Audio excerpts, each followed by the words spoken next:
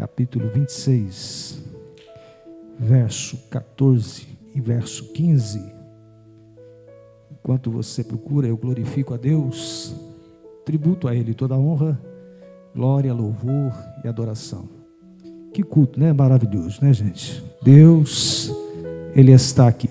E eu tenho convicção de que Ele vai falar com você, vai falar comigo essa noite, em nome de Jesus. Evangelho, livro de Atos, capítulo 26, verso 14, diz assim: E caindo nós todos por terra, ouvi uma voz que me falava em língua hebraica e dizia: Saulo, Saulo, por que me persegues? Duro é para ti recalcitrar contra os aguilhões. E disse eu: Quem és tu, Senhor?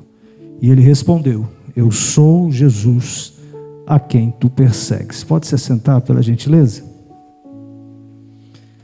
Meus irmãos, o apóstolo Paulo, sem dúvida, é o maior propagador do Evangelho no mundo antigo, no período da igreja primitiva. A Bíblia ensina que as cartas que norteiam a igreja hoje são do apóstolo Paulo. 13 cartas que doutrinam a igreja fazem parte do nosso contexto.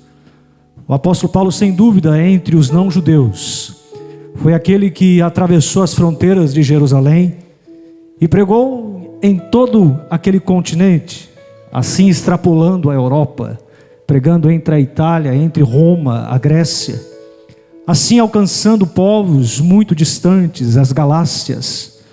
Esse foi o apóstolo Paulo. A história diz que ele pregou por mais de 50 cidades e mais de 14 mil quilômetros esse homem viajou. Na verdade, nós conhecemos a história do apóstolo Paulo em meio à conversão dele no caminho de Damasco.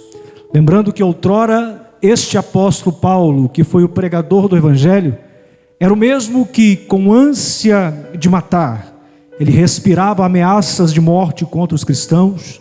Ele não somente consentiu com a morte, mas aprovou a morte. Este é aquele que assistiu à morte de Estevão. E este é o mesmo que tem um encontro com Deus no caminho de Damasco. A história diz que ele, pegando cartas, na verdade, respirando a morte com um ódio no seu coração, ele pede cartas ao sumo sacerdote e vai em direção a Damasco. E a história diz que no meio do caminho, ele cai, e naquele momento um resplandecer de luz o torna cego. E ele ouve uma voz dizendo: Saulo, Saulo, por que me persegues? Duro é para ti recalcitrar contra os aguilhões. É interessante que esse termo que Paulo usa, ele não apresenta no capítulo 9 do livro de Atos. Ele apresenta como um testemunho no capítulo 26 do livro de Atos. E ele usa a expressão aqui dizendo: duro é para ti recalcitrar. A voz dizia para ele: duro é para ti recalcitrar contra os aguilhões. Essa palavra no grego, recalcitrar, ela refere-se à obstinação. É como aquele que sabe da verdade, mas continua obstinado. Você não vê essa palavra assim sendo distribuída na Bíblia. É um termo totalmente local. E aqui o que Deus está dizendo é que, de uma forma teimosa, ele recusa-se a obedecer à voz de Deus. É como se os outdoors estivessem apontando para a verdade. Todos os sinais apontavam para Cristo. Na verdade, já havia uma compulsão entre os discípulos na missão do Evangelho. O exemplo que a Bíblia nos dá é a morte de Estevão, no capítulo 7 do livro de Atos. E de uma forma muito clara, Estevão usa a mesma expressão, dizendo que aqueles homens que ouviam a pregação recusavam-se a obedecer à voz de Deus e de forma obstinada, praticavam os mesmos atos dos seus pais. A voz de Deus era clara e audível aos olhos e aos ouvidos de todos. Então Paulo aqui está recusando a ouvir a voz de Deus. Sabe o que é interessante? Que essa expressão é: duro é para ti recalcitrar contra os aguilhões. Essa palavra aguilhão é um termo conhecido na lavoura. E era uma cana que tinha um espeto na ponta e tinha um outro espeto em meia-lua. Então ela era dúbia, de forma que ela era usada para espetar o boi quando o boi era lento, ou às vezes o boi parava, empacava e era usado para espetar o boi. Quando o boi perdia a direção, ela era também usada como uma fisga. E o que nós aprendemos com isso é que aqui o mais importante que é valorizado no texto é que aqui o personagem se personifica em um boi. É assim que Deus refere-se a Paulo. Mas Deus usa a referência também da lavoura. E às vezes o termo aqui é muito claro. Então preste atenção. Deus jamais prejudicará a lavoura, mas Ele vai ferir o boi. Escute bem isso. Eu vejo muitos que estão adoecendo usando essa expressão, dizendo, não, a igreja vai ser afetada. Não, a igreja jamais será afetada. A lavoura jamais será prejudicada.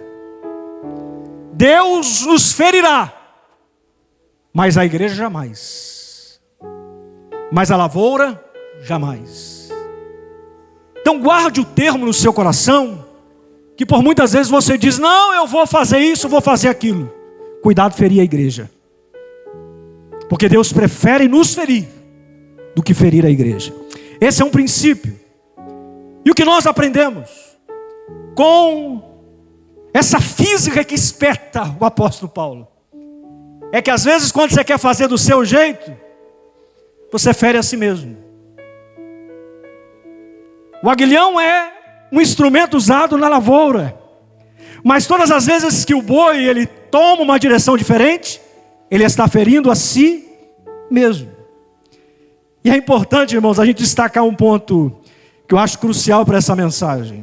E quantas vezes nós queremos fazer do nosso jeito?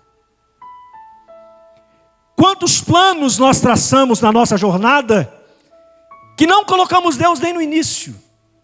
E o que Deus está dizendo para o apóstolo Paulo, a vida toda ele está acostumado em tomar ordens, dizendo, não, eu de livre punho vou pedir cartas ao sumo sacerdote e vou em direção a Damasco. Ele está tomando decisões, mas no meio do caminho, chegando em Damasco, ele tem um encontro com Deus, Deus muda a direção da história dele, ele cai ao chão, aquele resplandecer de luz o cega, ao ponto de ele entender que a partir dali não é mais sobre ele, é sobre quem ele irá pregar o evangelho. Ele entra para matar em Damasco, e ele continua pregando o evangelho em Damasco. Sabe o que a Bíblia nos ensina e nos mostra? Que tem horas que a gente é exatamente isso. Lembra de Jacó no Val de Jaboque? Ele tem um encontro com Deus, mas você percebe que o tempo todo ele está ali. No final da história, quem vence a batalha? Até a humildade de Deus é tão grande que ele dá o sentido da vitória para Jacó, aquele que lutou com Deus e venceu. Mas quem venceu essa batalha? Às vezes nos planos da vida você está assim, ó, vou fazer do meu jeito. Você está indo para Damasco, por muitas vezes com ódio no coração, com rancor, com ira, com amargura, com cicatrizes. Mesmo obstinado, é aquele que recalcitra contra o próprio Deus. É aquele que se levanta contra o próprio Deus. Se tem uma coisa, irmãos, que aquele que se levanta contra Deus, ele entra para pregar a palavra de Deus. Sempre foi assim. Jacó é o exemplo daquele que luta com Deus, mas no final da história sempre quem vence é Deus. Os seus planos são apresentados para Deus, suas vontades, mas no final os planos de Deus são esses que prevalecem sobre a nossa vida. Você está entendendo isso? Você pode dar um glória a Deus? Aqui o apóstolo é validado nas suas origens. Ele diz que a voz que falava com ele era em hebraico. Ele diz Saulo, Saulo em hebraico. Uma expressão que remete à origem do apóstolo, usando a tribo de Benjamim, reflexão. Quer dizer o seguinte, para o campo teológico, Jesus está empurrando o apóstolo Paulo, lembrando que a língua no ocidente era o aramaico ocidental, nem se falava mais hebraico. Eram dúbios no sentido de falar o grego, que era koiné, um grego mais simplificado. Mas o hebraico já não era uma língua mais particular desde o cativeiro babilônico. Então Jesus ali remete para ele a algo particular, no hebraico, refletindo no campo teológico quem ele era, no sentido de chamar a atenção. Ele reivindica ali a autoridade divina, mostrando quem o apóstolo é. E aí é interessante que primeiro Jesus valoriza todo o conteúdo teológico, no sentido de que ele era um poliglota, não somente isso, um mestre da filosofia, um homem que falava línguas diferenciadas. Aos pés de Gamaliel foi formado, talvez o maior rabino daquela época, fariseu de nascença, sangue azul. Este homem aqui é alguém extremamente precioso, mas este encontro com Deus agora será transformado através da casa do Ananias. Olha para cá, pelo amor de Deus. Este mesmo homem, que dentro desse campo teológico tem esse currículo brilhante, se renderá ali na frente a receber a oração por um homem chamado Ananias. Aí a pergunta que eu faço: quem era Ananias? Quem era? Me fale um texto dele, do currículo brilhante que ele tem. Fale. Quem era Ananias? Eu me lembro de um pastor que uma vez, um obreiro, no meio do culto, sentiu no coração de orar pelo pastor. Eu senti no coração de orar pelo nosso pastor. E o pastor, muito soberbo, olhou para o obreiro e disse assim: não, ninguém ora por mim. Só Deus está acima de mim. Aí a pergunta que eu te faço novamente: quem era o apóstolo Paulo? Que homem era esse, doutor na lei? Conhecedor do Torá, muito melhor do que eu e você. Mas é este mesmo homem que Deus leva para a casa de Ananias para receber a oração.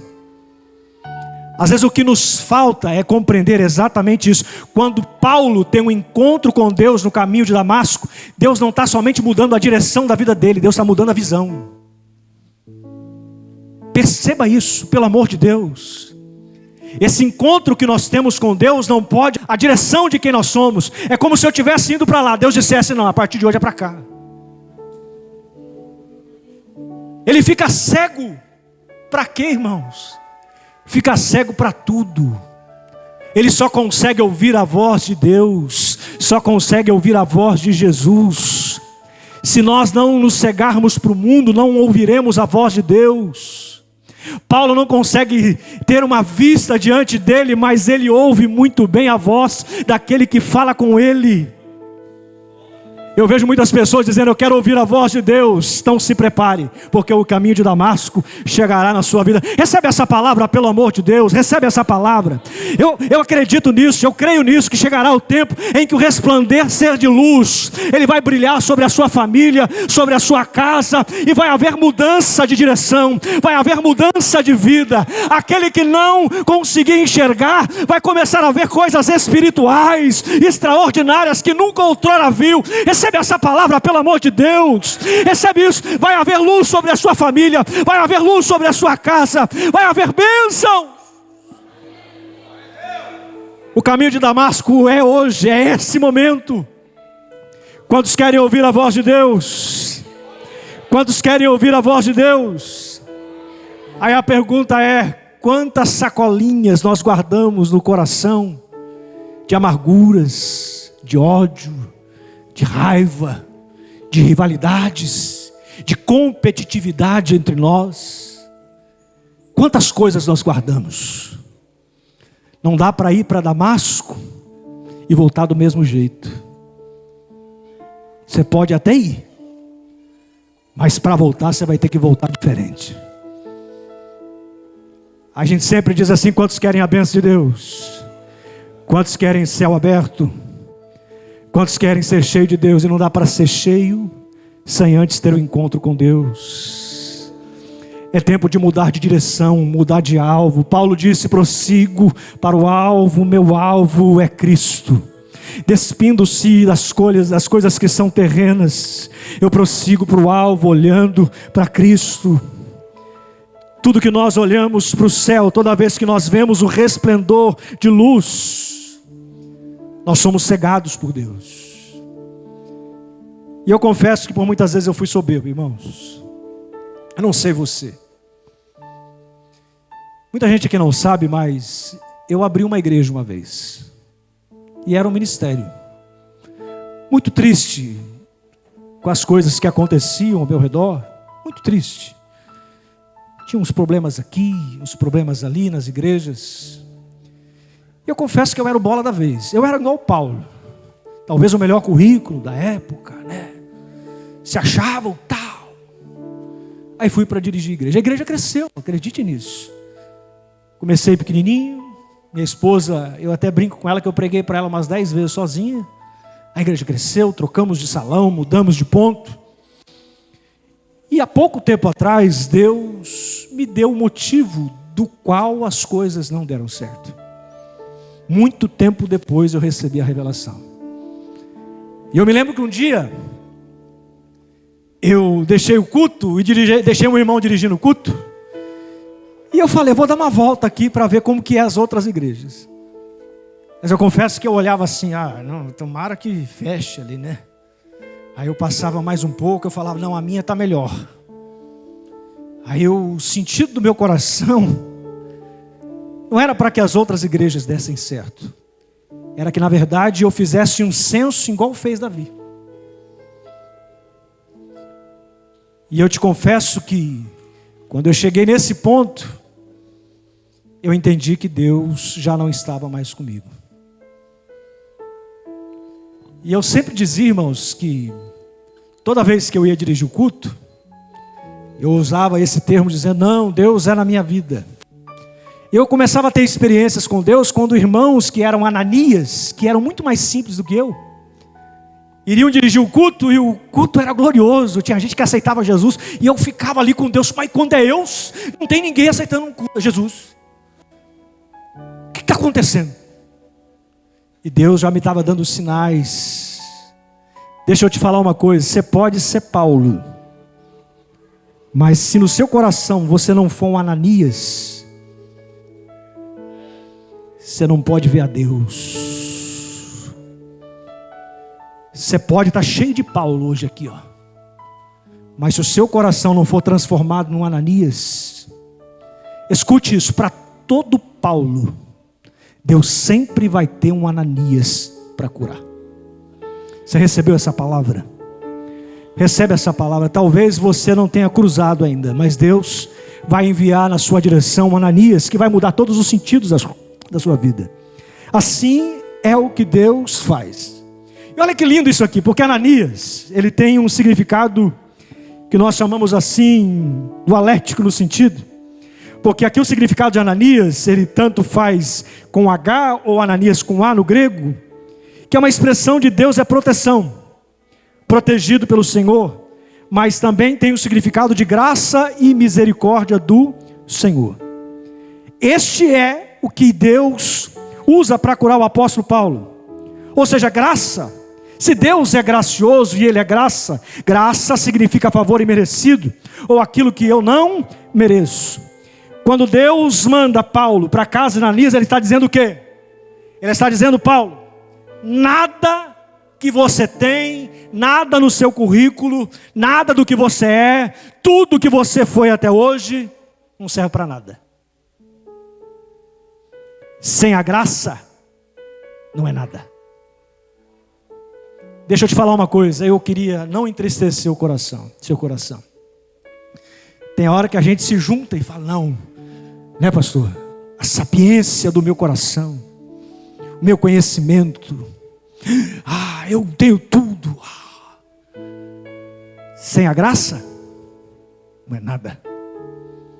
É trapo de imundícia. E sabe o que a Bíblia ensina? Que todas as obras que nós fazemos, ainda que por muitas vezes, muitas delas serão julgadas no tribunal de Cristo, algumas delas serão reprovadas. Porque ainda que tem boas intenções, o apóstolo Paulo disse, o bem que eu quero fazer eu não faço, mas o mal que eu não quero fazer eu acabo fazendo. A questão é, quando nós compreendemos quem nós somos diante de Deus. Deixa eu te falar uma coisa importante. Talvez você está num caminho de uma direção e os planos foram bloqueados. Deus colocou um paredão lá dizendo não. Aí você não está entendendo por que as coisas não estão dando certo. Por que nada está acontecendo. Tem uma expressão que um pastor usava que ele dizia assim: você sabe onde o vento faz a curva? Você vai dizer não. E nem eu sei. Mas ele diz: Deus vê lá. Deus conhece todas as coisas lá. E às vezes você não está compreendendo porque Deus mudou o sentido da história do apóstolo Paulo. É porque ele tem um propósito na sua vida. Então, observe um ponto importante. Por mais que Paulo tomou bicuda, cotovelada, pedrada, naufrágio, sofreu todos os algozes da vida, ele está dentro do propósito de Deus. Independente, Deus nunca nos privou disso. No mundo tereis muitas aflições, mas eu estarei convosco até a consumação dos séculos. Deus disse que Ele estaria conosco. Então aprenda uma coisa: fora do propósito, você está vulnerável.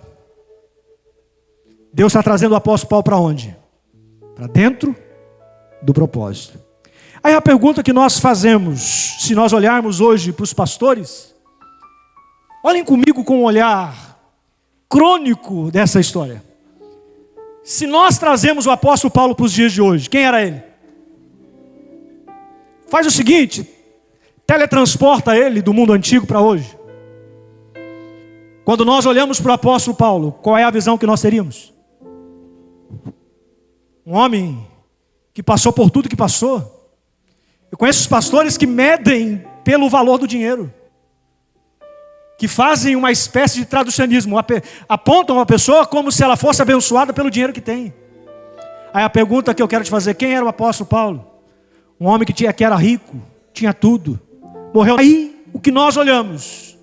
Como nós olhamos? Um homem como se fosse um fracassado. Ainda bem que Deus não olha como os homens veem. Ainda bem que tudo isso que ele fez, na verdade, era pelo propósito de Deus, por aquilo que Deus queria fazer. Então deixa eu te falar uma coisa para você, presta atenção, pelo amor de Deus. Talvez as coisas não estão dando certo para você. Pode ser que nem vai dar certo. Mas os objetivos de Deus serão alcançados. Guarda isso. Você vai ser alvo de Deus para o propósito que Ele vai cumprir na sua vida. As pessoas vão olhar, vão dizer: dali não vai sair nada. Talvez é um zero à esquerda. Talvez esse daí não tem nada para oferecer. Mas Deus está cumprindo o seu propósito na sua vida. Recebe essa palavra. Você vai ser usado por Deus como uma voz. Aí a pergunta que eu faço: quem se arrependeu na pregação de Jeremias? Me responda. Me responda. Quantas almas Jeremias converteu?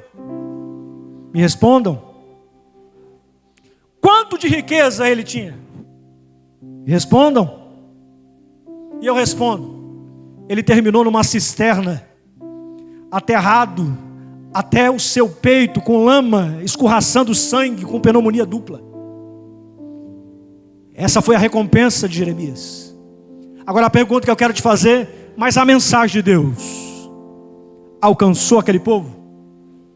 Então deixa eu te falar uma coisa importante.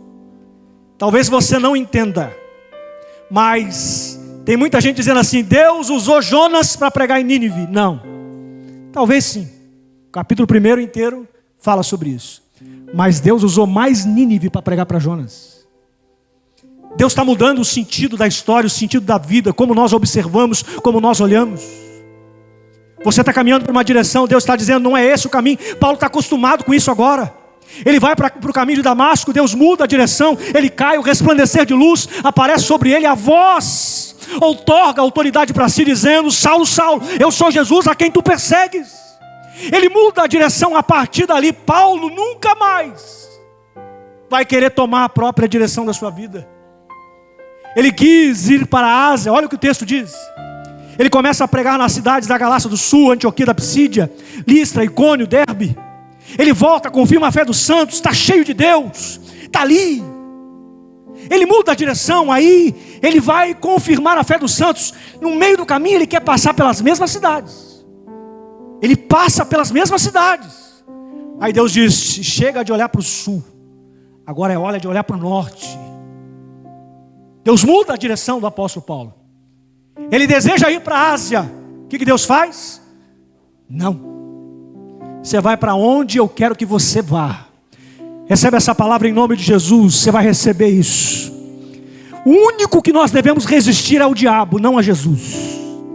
Resistirás ao diabo e ele fugirá de vós. A Deus nós devemos obediência.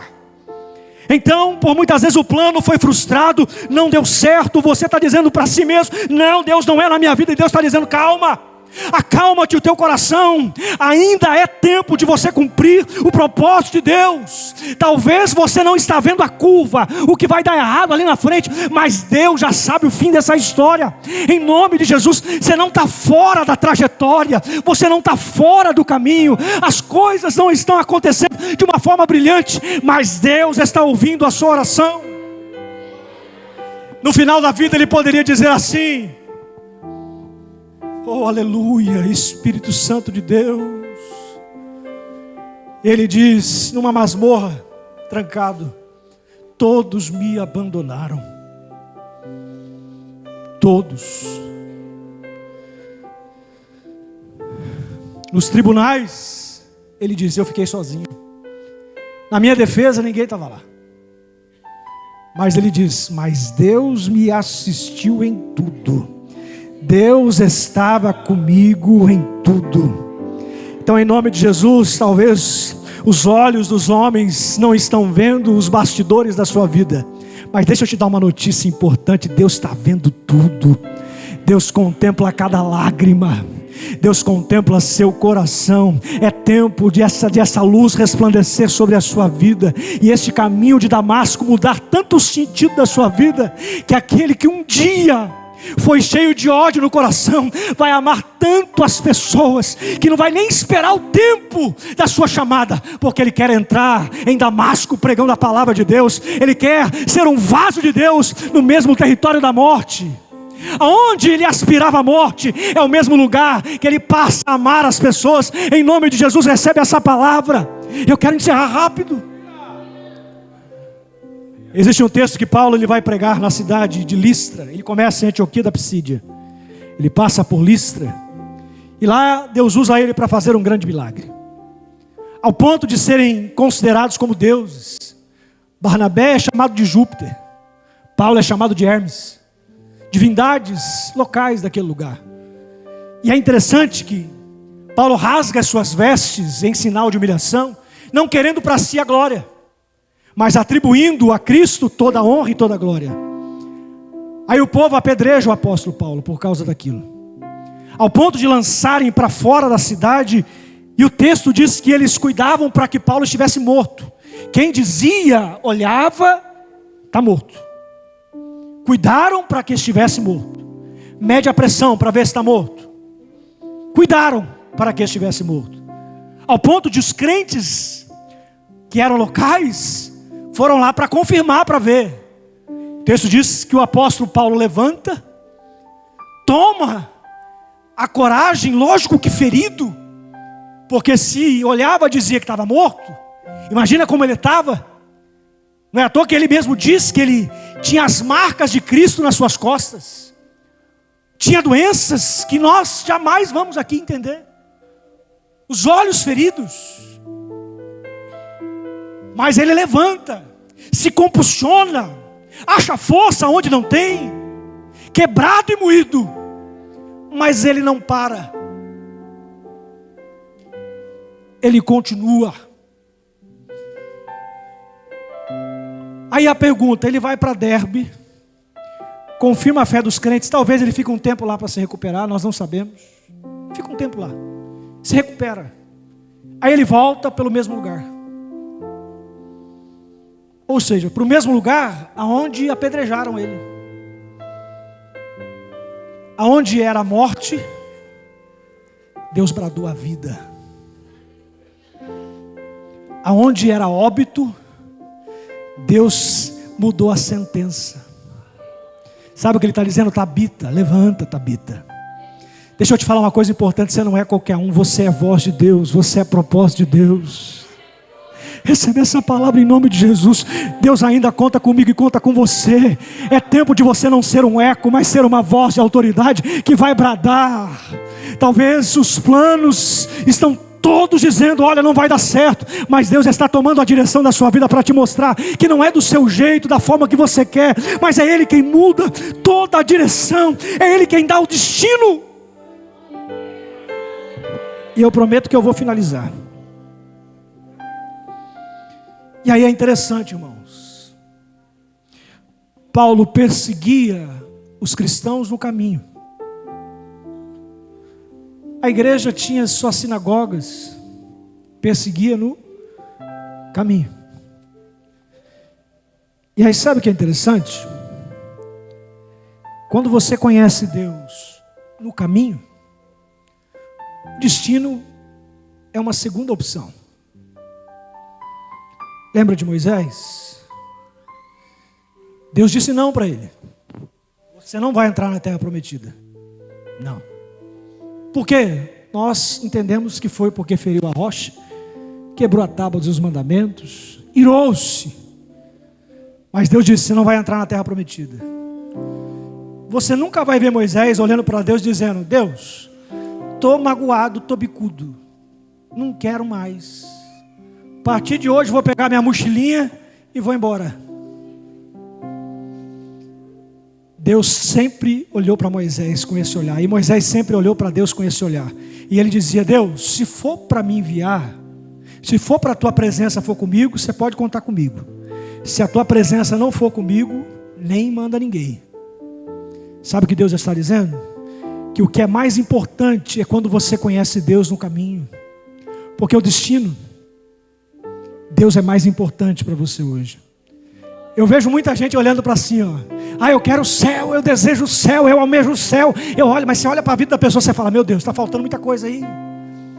Está precisando Deus estar nesse caminho.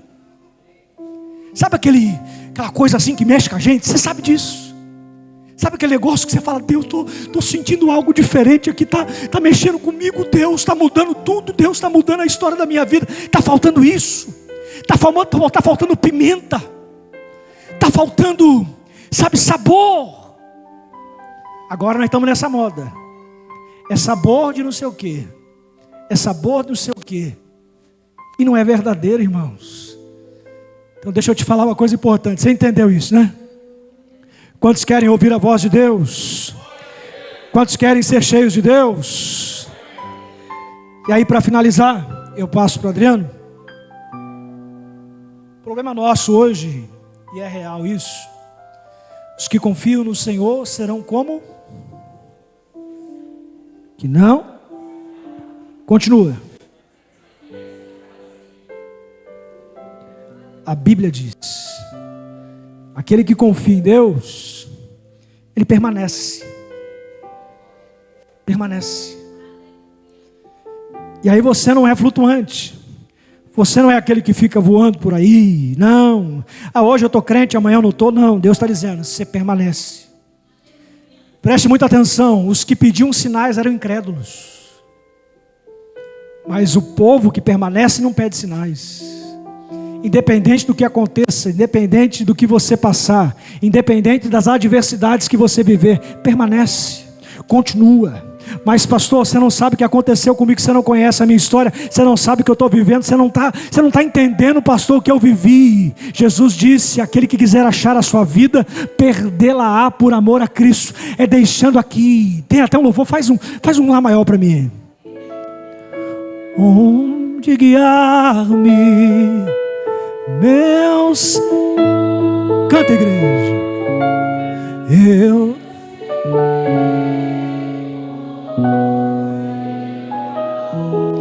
a tua mão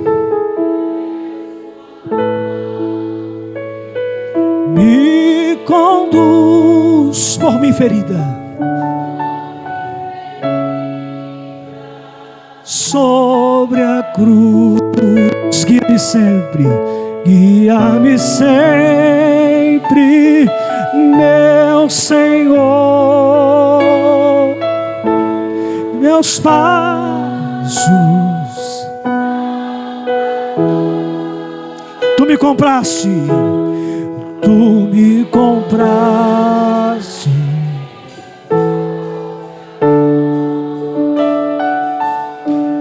Regem.